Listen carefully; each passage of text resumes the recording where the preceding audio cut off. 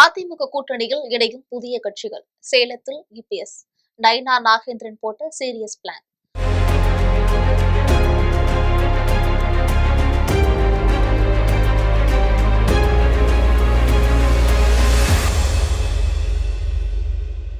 சேலத்தில் நடந்த இபிஎஸ் நயினா நாகேந்திரன் சந்திப்புல பல்வேறு முக்கிய விஷயங்கள் குறித்து ஆலோசிக்கப்பட்டிருக்கு.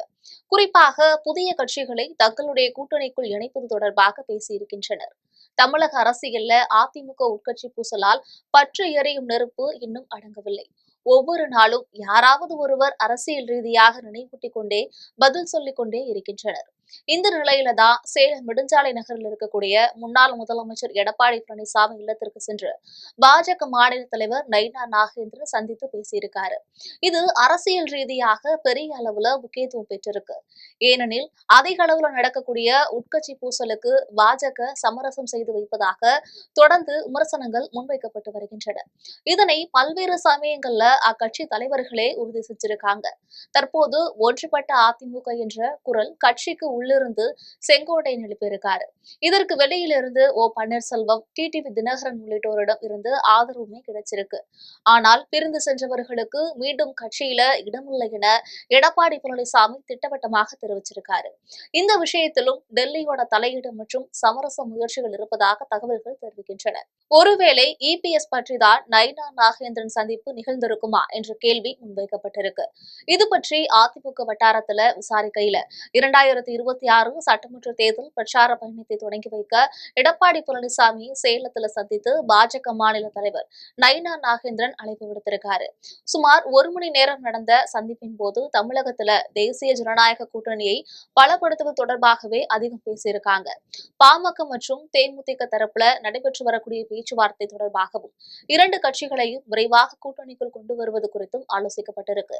பிரதான பாமக, தேமுதிக தவிர புதிய தமிழகம் போன்ற கட்சிகளையும் கூட்டணியில் மறுபடியும் இணைப்பது தொடர்பாகவும் ஆலோசனை நடைபெற்றிருக்கு.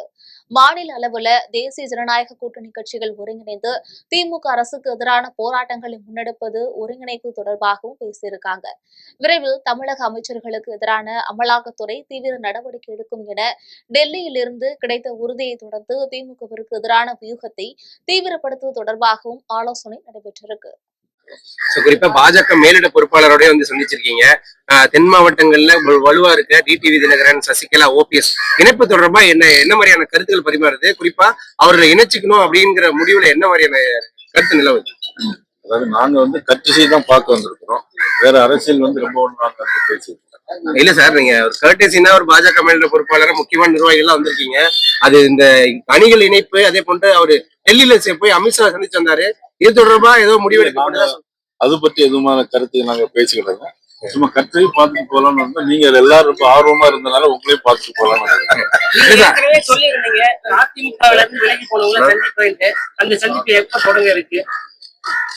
நேரம் வரும்போது நான் கண்டிப்பா உங்களுக்கு சொல்றேன். இன்னும் 6 மாசம் இருக்கு.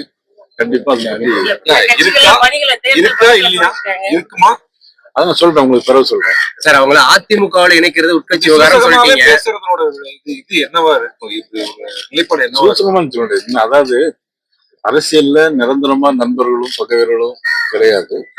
அதே நேரத்தில் வந்து இன்னொரு 6-7 மாசம் இருக்கு. இப்ப நீங்க திமுக பொறுத்துக்கிட்டீங்கன்னா 4 ஆண்டுகால அரசியல்ல இருந்து பாத்தீங்கன்னா எந்த வேலையுமே நடக்கல. முதல்ல உங்கள் தொகுதியில் முதலமைச்சர் முதல்ல இருந்தாங்க. அதுக்கப்புறம் எல்லாரும் சட்டமன்ற உறுப்பினர் நாங்க எல்லாருமே எழுதி கொடுத்துருந்தோம். அது என்னாச்சுங்கிறதும் தெரியல. ஆனா இப்போ வந்து உங்களோடு முதலமைச்சர் அப்படிங்கிற ஒரு ஸ்கீம் ஆரம்பிச்சிருக்காங்க. இதனால அதிகாரிகள் தான் வேலை விட்டுட்டு அவங்க வந்து வீதி வீதியா போயிட்டு இருக்காங்களே தவிர எந்த ஒரு மக்கள் நலனும் அதுல இருக்கிற மாதிரி எங்களுக்கு தெரியல. ஆக நிச்சயமா தேர்தல் வரும்போது எப்படி இருந்தாலும் மக்கள் ஒரு மிகப்பெரிய மாற்றத்தை உருவாக்கால் என்பது மட்டும் எங்களுக்கு தெரியல. காரணம், நேற்று முன்தினம் கூட ராசிபுரத்தில் நடந்த கூட்டத்தில் கூட இபிஎஸ் அவர்கள் பேசிய கூட்டத்தில் கூட 30,000க்கு மேற்பட்டவர் கலந்துருக்கிறாங்க. இந்த மாதிரி மக்கள் எழுச்சி எங்கள் பக்கத்துடைய கூட்டணி பக்கம் இருக்கிறது என்றது. இப்ப டிடிவி தினகரன் தொடர்ந்து விஜய்க்கு ஆதரவா போய் ஒரு கருத்து சொல்லிட்டு வராரு. ஆனால் அண்ணாமலை தொடர்ந்து அவங்க உள்ளார வரும்னு சொல்றாங்க. அரசியல் வந்து நான் இப்ப சொன்னல உங்களுக்கு, நிரந்தரமா யாரும் கருத்து ஆதரிச்சும் எதிர்த்தும் பேச முடியாது. ஒரு சமயத்துல அவங்களே சொன்னாங்க இபிஎஸ் முதலமைச்சர் வருவதற்கு நான் பிரச்சாரம் செய்யணும்னு சொன்னாங்க. இப்ப அதுல இருந்து அவங்க வெளியே வந்திருக்கிறாங்க. அதனால அதை பத்தி கருத்து நீங்க அவங்கள்ட்ட தான் கேட்கணும். பாஜக சரிங்க சார். மாநில தலைவரா அவங்க இணையல இந்த கூட்டணியில அப்படின்னாக்கா தென் மாவட்டங்களில் ஏதாச்சும் பின்னடைவு இருக்கும்னு நினைக்கிறீங்களா? சார், நீ ஒட்டுமொத்தமா தமிழகத்துல தென் மாவட்டம் வட மாவட்டம்னு நீங்க பிரிக்க வேண்டிய அவசியமே கிடையாது. மேற்கு பகுதி கொங்கு நாடா இருந்தாலும் சரி, வடக்கு பகுதியா இருந்தாலும் சரி, நீ தமிழ்நாட்டுல உறுதியா ஆட்சி மாற்றம் வருவது உறுதிங்கிறதா என்னால உறுதியா சொல்ல முடியும்.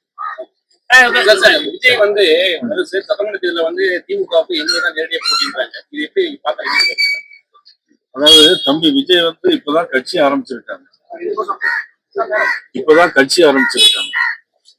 கூட்டம் வரது வச்சு திமுகவுக்கு எங்களுக்கு தான் போட்டி அப்படிங்கிற மாதிரி எல்லாம் சொல்லக்கூடாது. அதுக்கு தேர்தல் வரணும், கேண்டிடேட்லாம் போடணும், கேண்டிடேட்னா ஒழுங்கான கேண்டிடேட்டை போடணும், அதுக்கெல்லாம் பொறுப்பாளர்கள் போடணும், மக்கள் ஓட்டு போடணும். அது தான் சொல்ல முடியுமே தவிர ஜோசியம்லாம் சொல்ல முடியாது.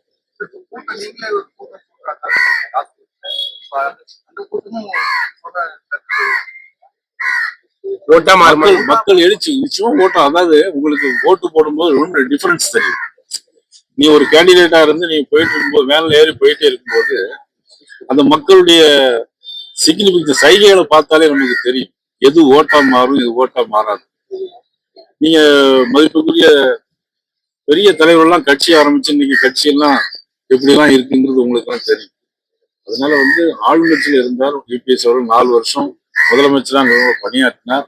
அவருக்கு எல்லா விஷயங்களும் தெரியும். எத்தனை டிபார்ட்மெண்ட் இருக்கு, எப்படி வேலை செய்யணும், மத்திய அரசு எவ்வளவு பணம் வாங்கணும், எத்தனை கோடி மக்களுக்காக சாலைகளுக்காகவும் மின்சாரத்திற்காகவும் உணவுக்காகவும் எவ்வளவு பணம் செலவாகும், எத்தனை டிபார்ட்மெண்ட் இருக்குன்னு ஒரு ஆட்சியில இருந்தவங்களுக்கு தான் தெரியும்.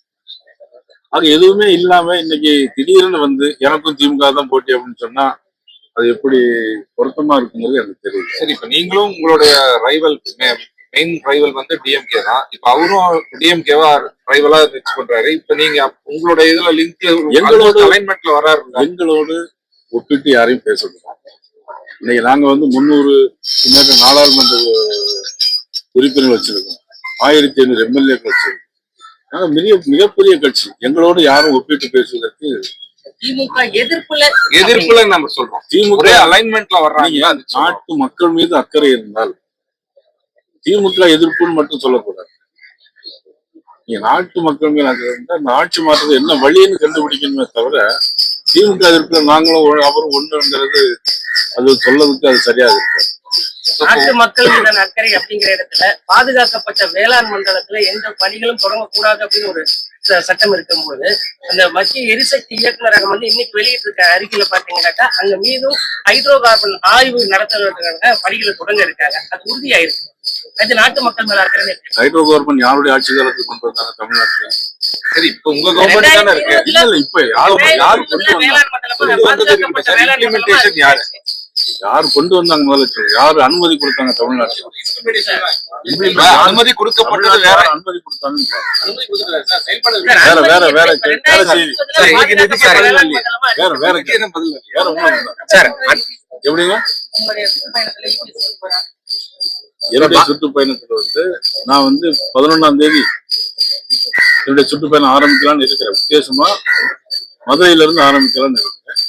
நிச்சயமா அதுல வந்து எல்லாரும் கூட்டணி கட்சி சார்ந்த எல்லாருக்கும் அழைப்பு கொடுப்போம். அவங்க வந்து கலந்து கொள்வாங்க. சார், அண்ணாமலையோட கருத்து இவங்க எல்லாம் டிடிவி தினகரன் சசிகலா இணைக்கணும்னு தொடர்ந்து அண்ணாமலை சொல்லிட்டு இருக்காரு.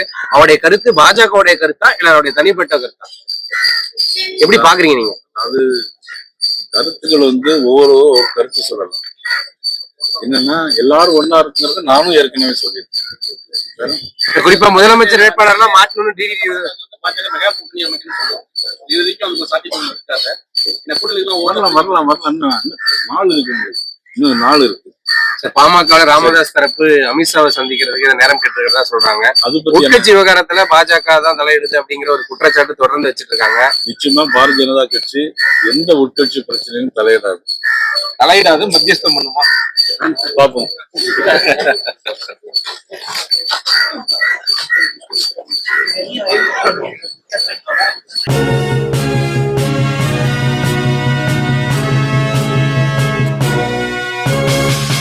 உடனுக்குடன் அப்டேட் தெரிந்து கொள்ள ஜெம் டிவி தமிழ் ஆப்பை இன்ஸ்டால் செய்யவும்.